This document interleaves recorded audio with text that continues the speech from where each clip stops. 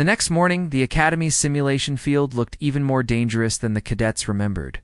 Smoke rose from artificial lava streams, and mechanical storms churned across rocky plains. Predators, both real and engineered for training, prowled the area. Some were massive clawed beasts with armor-like scales. Others were swift and venomous, with wings that cut through the air like blades. The alien cadets entered first. Each one moved with confidence, weapons ready. Their skills were impressive. Years of survival training had honed them into experts. But the human cadet stood back, calm and composed. He carried no weapon, only a small bag with tools that looked almost harmless. The other cadets watched, some with curiosity, others with skepticism. Zethar led the first charge. He swung his bladed staff at a massive clawed predator, narrowly dodging its swipe. Sparks flew as metal struck scale. The predator roared, but Shard pressed forward, striking again and again. His skill was undeniable, but the effort left him exhausted, and a deep gash ran along his arm. Nearby, Lyra faced a group of venomous flyers. She jumped, rolled, and darted through the air, striking with her tail and energy pulses. A few creatures fell back, but one managed to strike her shoulder, leaving a burning mark.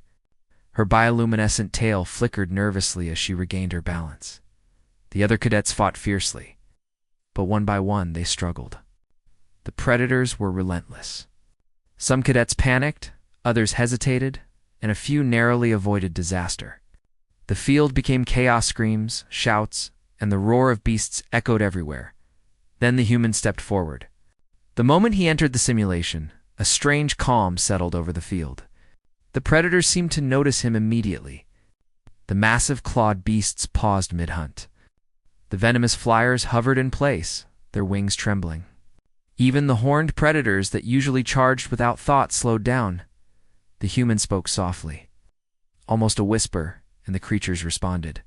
One of the clawed beasts, larger than any alien cadet, approached cautiously. The human extended his hand and made a gentle, low sound.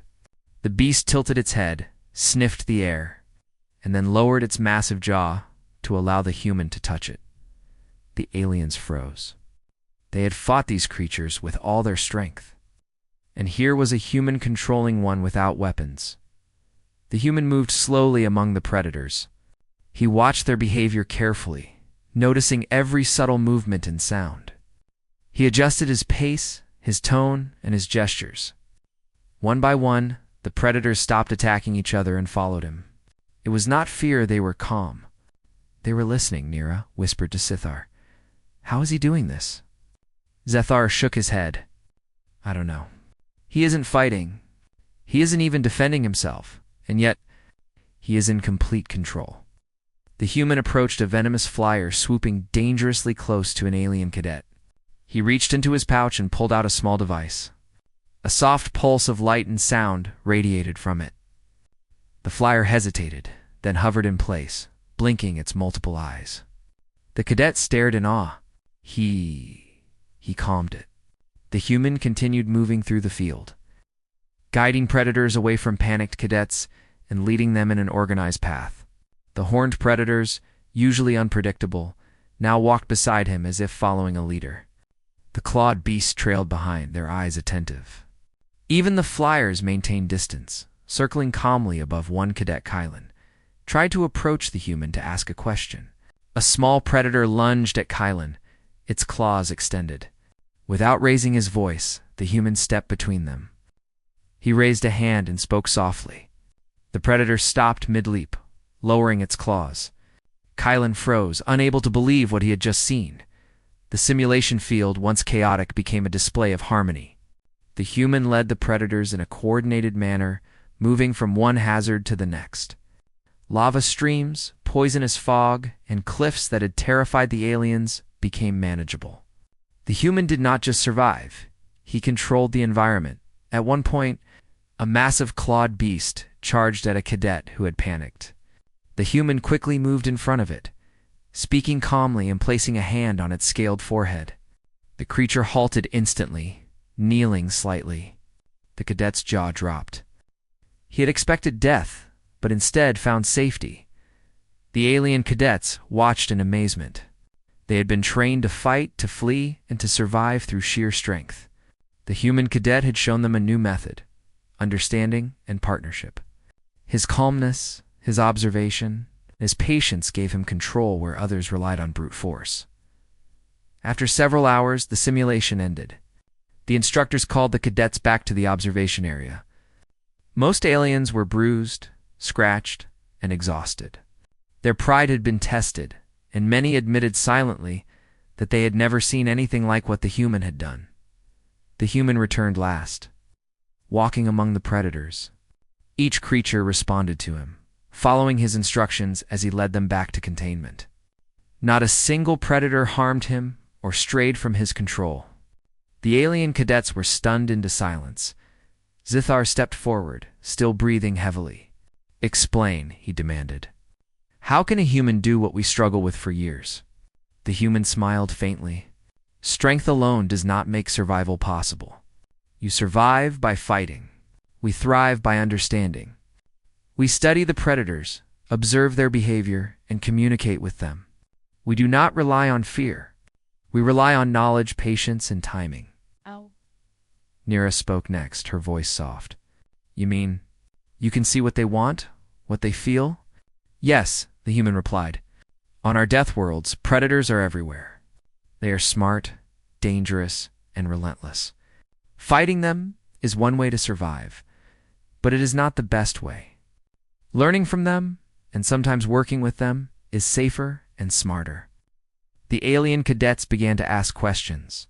Some wanted to know how he calmed the clawed beasts. Others were curious about the venomous flyers. The human explained that it was not a trick. It was observation, understanding, and careful action. The predators were not mindless killers. They were intelligent and capable of learning.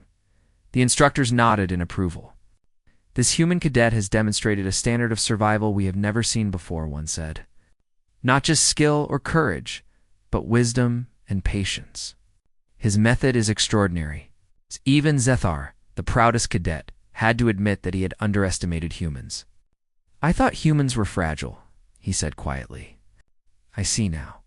They are something else entirely." The human cadet did not gloat. He only smiled and gathered his tools. His calm presence left a lasting impression. He had proven that humans were not only survivors, they were masters of their environment, capable of turning even the deadliest predators into allies by the time the cadets left the simulation field. Their respect for the human had grown immensely. They whispered among themselves, realizing that their way of survival through strength, speed, and weapons was only one part of the picture. Humans had shown a path that was different, clever, and profoundly effective.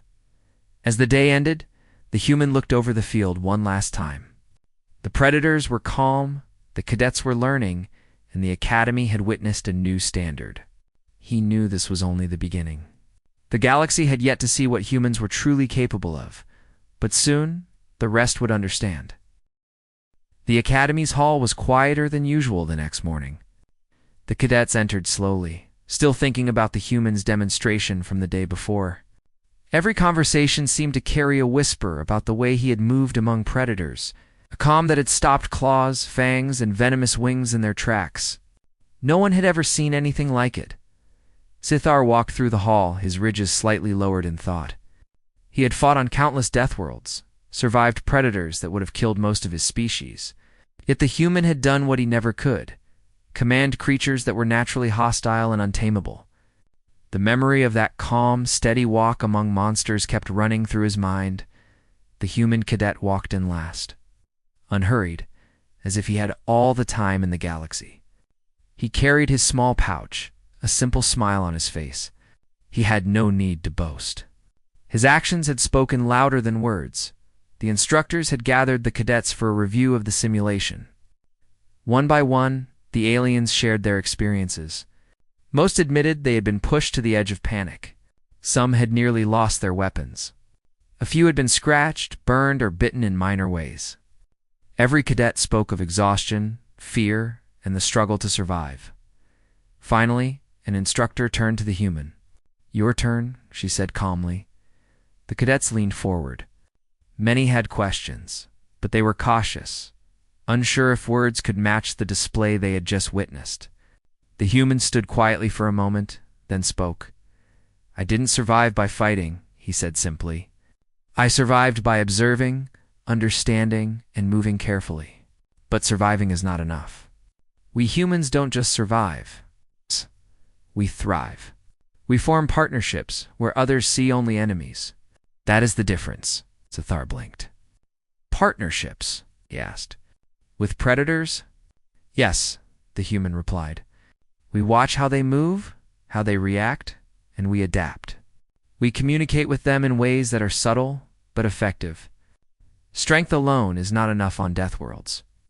Understanding and cooperation are—" The cadets whispered among themselves. Many were skeptical, but others were curious. They had watched with their own eyes. The predators had obeyed the human, not out of fear, but seemingly out of choice. That was something none of them had ever achieved. Lyra stepped forward hesitantly. "Teach us," she said. "Show us how you do it. Even a little. We want to understand," the human smiled. "It starts with observation," he explained. "Every predator has patterns. Every movement, sound, and gesture tells a story. You must learn to read it. Then you act with patience. You do not rush. You do not force. You guide. That is how you turn a threat into an ally." The cadets watched closely as the human demonstrated with a small, tame predator the instructors had allowed for training purposes. He spoke softly, moved slowly, and extended his hand. The creature approached and allowed itself to be touched without hesitation. The cadets leaned in, fascinated. Zathar shook his head in disbelief. "I cannot believe this," he muttered. "All these years I fought to survive. And humans, they simply command." Kylan, another cadet, raised a question. "Is it really safe? Can you trust the predators not to attack?" The human nodded. "Yes, if you understand them. Trust is built through calmness, consistency, and respect. Predators are dangerous, yes, but they are not mindless. They can learn, and they respond to signals. Fear is only one way to interact with them. Understanding is stronger." The instructors looked at each other. "We have underestimated humans," one admitted. "Their ability to survive and thrive on Deathworlds is beyond what our species thought possible." Zathar stepped closer, his ridges still tense. "So all this time, humans have not just survived, they have mastered it." The human nodded. "We do not conquer for pride. We adapt, we learn, we cooperate. That is why we last longer and thrive where others struggle." The alien cadets were silent, absorbing the lesson. Their pride had been challenged, but now it was replaced with respect. They began to see humans not as fragile outsiders, but as intelligent, adaptable, brave in ways that brute strength could not measure. The instructors decided to reward the human for his demonstration. He was given a special commendation, not just for surviving the simulation, but for showing a new standard of skill. The hall applauded, many cadets standing to acknowledge what they had witnessed. Zathar approached the human afterward. "I misjudged you," he said honestly. "I thought humans were weak. Now I see. Your strength is different. It is not muscle or claws, it is mind, patience, and courage." The human smiled. "Strength comes in many forms. We all have different ways to survive. Yours is physical. Ours is understanding. Both are valuable, but only one builds partnerships instead of fear." Lyra looked at the human with admiration. "I want to learn this," she said. "We've been fighting our Deathworlds for years, but you've shown us a better way." The human nodded. "Then start by observing. Patience comes next. Force is last, if ever. Learn to listen to what the world tells you, and you will see threats differently. You may even find allies where others see only danger." Over the next few days, the cadets began practicing under the human's guidance. They were clumsy at first. Many tried to use force, and some predators reacted unpredictably. But slowly, the cadets started noticing patterns.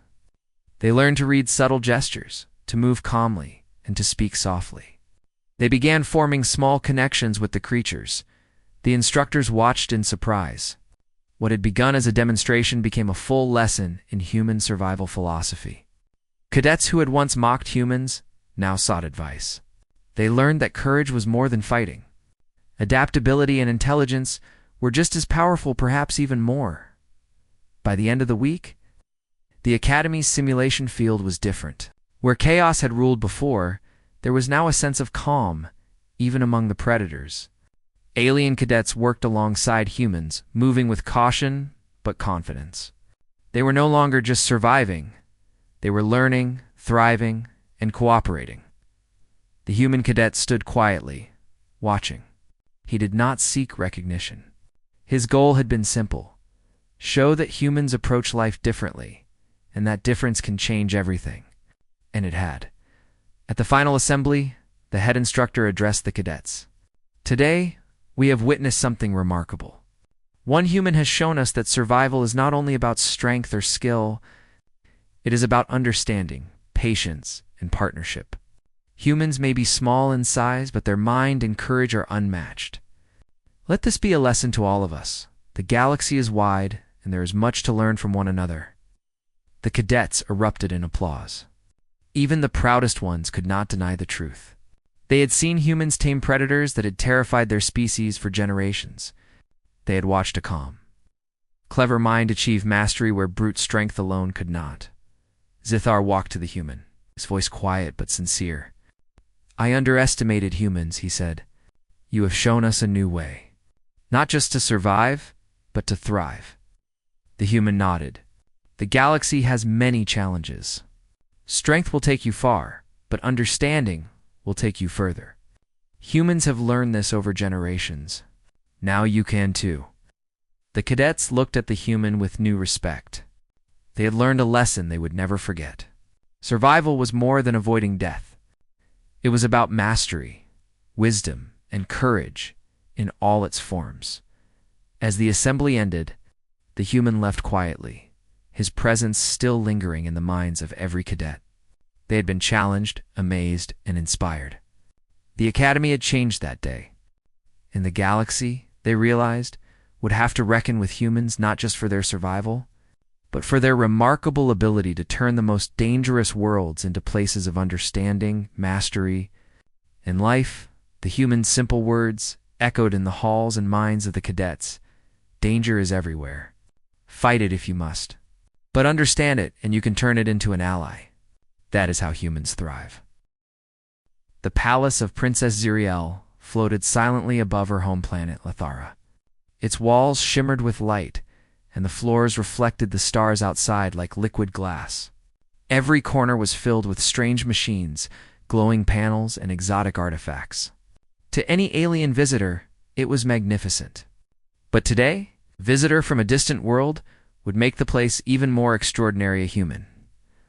Lieutenant Aaron Jace had walked into this palace not knowing what to expect. He was part of a small human envoy sent to discuss trade and diplomacy. The humans had long been regarded as unusual small in number, unpredictable, and yet remarkably effective. Aaron had trained for dangerous environments, hostile planets, and even space battles. But he had never faced curiosity like this. Princess Zariel sat on a raised dais, her long silver hair cascading over her shoulders like a waterfall of light. Her violet eyes, sharp and intelligent, watched Aaron carefully. She was known for her wisdom, but also for her unusual questions.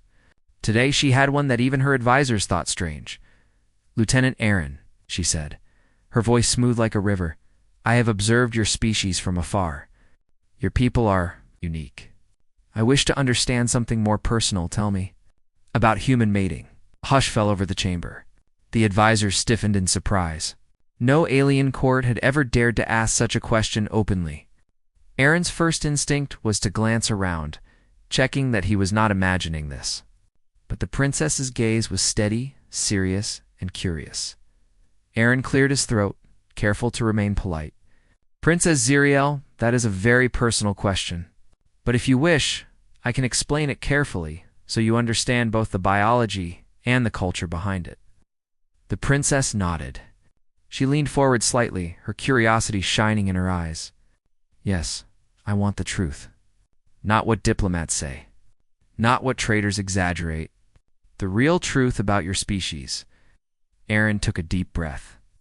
He had trained for diplomacy, but this was different. It was not a negotiation. It's not a mission. It was a moment of honesty between species. Humans form bonds in many ways, Aaron began. Mating is not just about reproduction. It is about connection, trust, and emotion. When two humans decide to be together, they choose it freely. They care for each other's safety, happiness, and well-being. It is personal, and sometimes very private. The princess tilted her head. So, it is not automatic? Not driven only by instinct? No, Aaron replied. Humans have instincts. Yes, but intelligence, emotion, and social rules guide their choices. They build trust and respect before they become close. Many of your species might think that odd. Xeriel's eyes widened. She had seen alien species form bonds quickly, often based on hierarchy, biology, or convenience. Humans were different. There was patience, care, and even playfulness, Aaron continued. Humans express affection in many ways. They talk, share experiences, sometimes touch, sometimes give gifts or support each other. The act of mating is just one part of a larger bond, and it is always based on mutual consent and respect. Humans value consent above all. The princess blinked.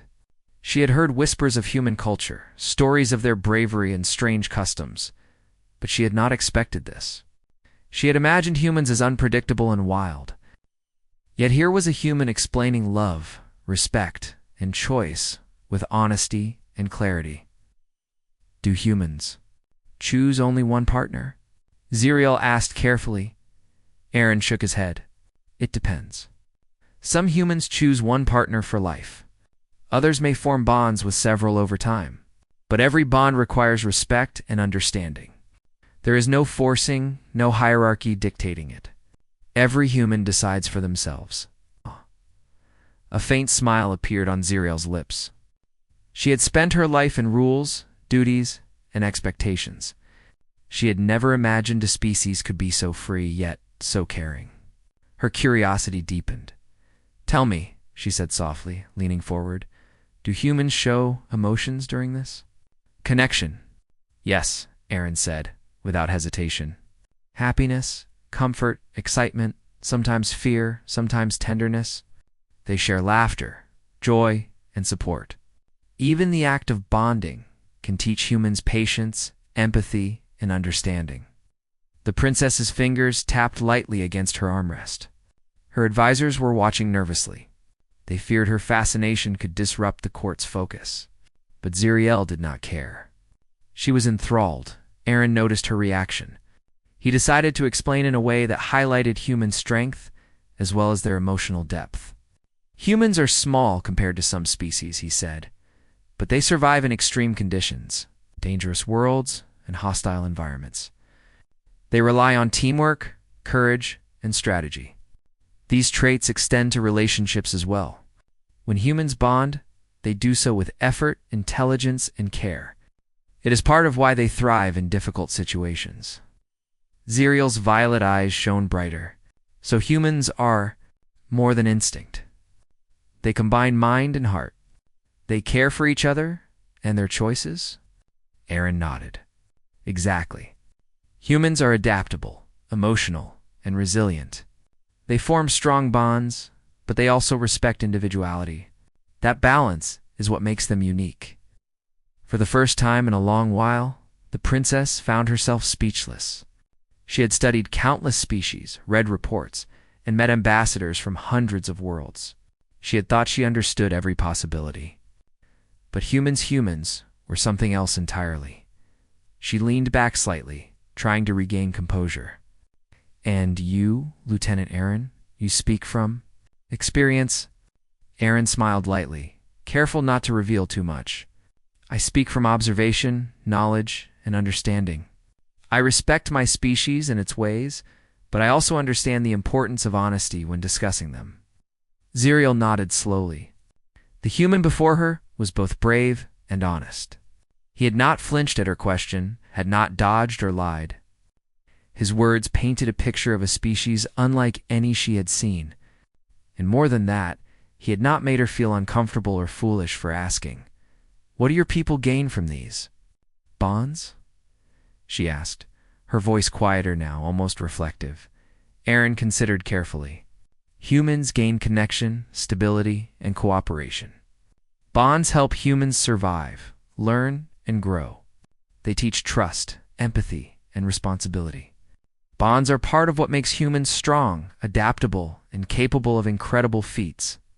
Without these bonds, humans would struggle to survive in their own world, let alone others. Ziriel's mind raced. She had spent her life observing species that relied on hierarchy, instinct, or power. Humans were small, fragile, and yet strong in ways that mattered more than muscle or weaponry. Their strength came from mind, heart, and choice. A quiet moment passed. The princess's lips parted slightly, but no words came. She stared at Aaron, absorbing every nuance of his explanation. For the first time, she felt a mix of admiration and wonder toward a species she had only studied from a distance. Aaron noticed her silence. He did not press further. He simply waited, confident in the power of honesty and knowledge. Finally, Zariel spoke. I had not expected this. Humans are remarkable. I need time to consider all you have told me. Aaron nodded politely. Take all the time you need, princess. Understanding a species is never immediate. It is a process, and it requires thought. The princess smiled faintly, a rare gesture in her formal court. You have given me much to think about, Lieutenant Aaron. More than any book, any report, or any ambassador ever could. Your species is not what I expected. Aaron's smile was humble. Most humans would say the same about you, princess. And that is part of what makes interstellar exchange so important: understanding, learning, and respect. As the human envoy left the palace chamber for the evening, Ziriel remained seated on her dais. The stars outside shone bright, but inside her mind, new ideas and questions danced. Humans were not just survivors, not just curious creatures. They were thinkers, lovers, and explorers. They combined strength with compassion, instinct with intellect. And Aaron had shown her all of this in just a few words. For the first time in her life, Princess Zariel found herself speechless, not out of fear, not out of confusion, but out of awe. Humans had entered her palace and her mind, leaving impressions that would not fade easily. She leaned back, her eyes on the distant stars, and whispered to herself, perhaps there is more to humanity than anyone could have imagined. And with that thought, her curiosity became fascination. Her fascination turned to admiration, and the first steps of a bond between human and princess had quietly begun.